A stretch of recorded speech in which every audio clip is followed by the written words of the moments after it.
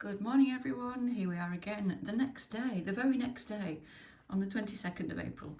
I didn't mean to do a video today, but I found myself doing herringbone stitch this morning, and I know some of you have said that you have difficulty with the spacing with herringbone stitch, so I thought it might be helpful if we kind of had a go at it.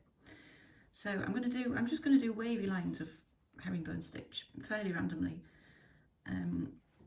So it does a kind of side to side crisscross type thing, and it's just a little stitch either side going left to right, right to left.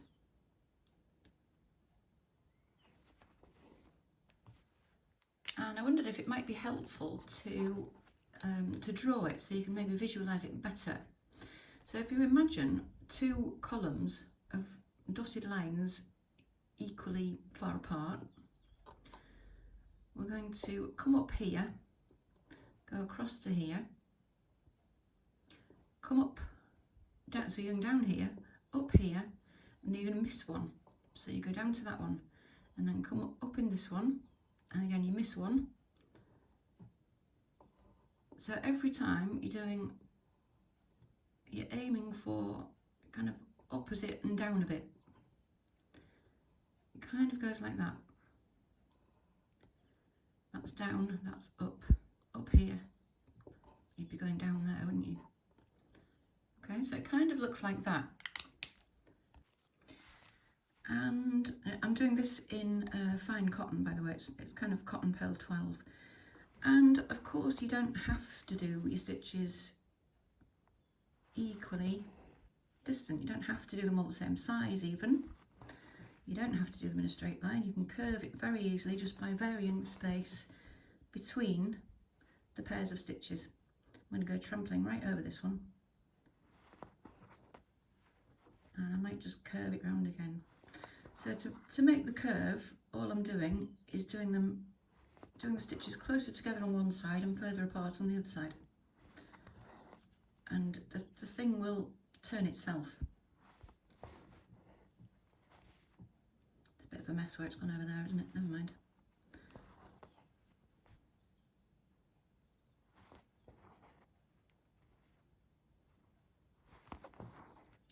So I'm just going to straighten that out again.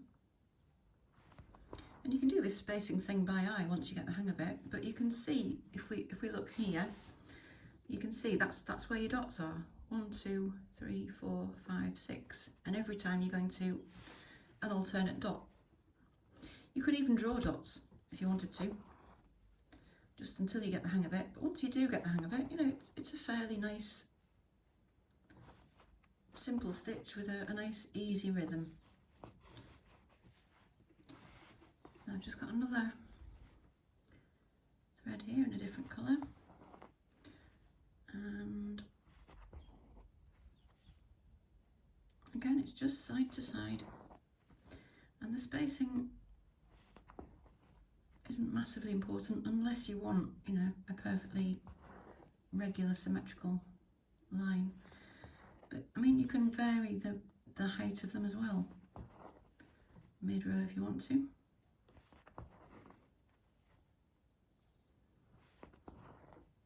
So I'm just bringing this down a bit. Maybe swing it back out again.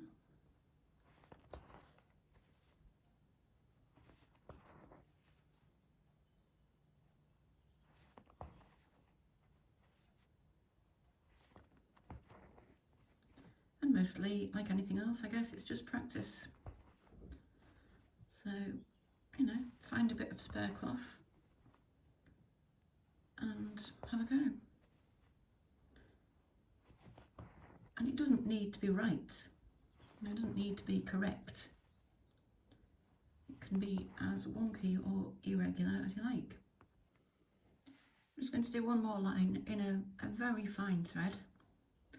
This one is more like quilter's cotton, slightly thicker than sewing machine thread, but not quite as thick as Pearl 12. going to, because this is a finer thread, I'm going to do these stitches a little bit more densely. Again, you know, experiment with different threads, different thicknesses. Looks a little bit snarled up there where it's crossing, but that's okay. I mean, some days do end up being like that, don't they? Where tasks pile up and you don't know what to do first and everything ends up in a muddle.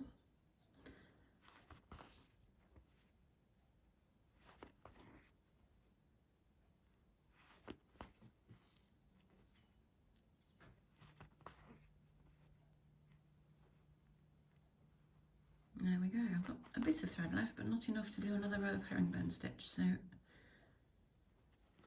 maybe just going to fill in a little line of running stitch there.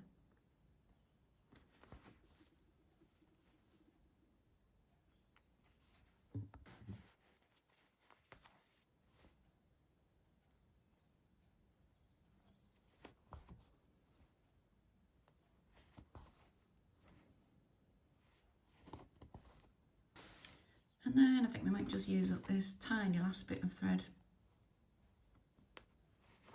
Just do a random little running stitch somewhere.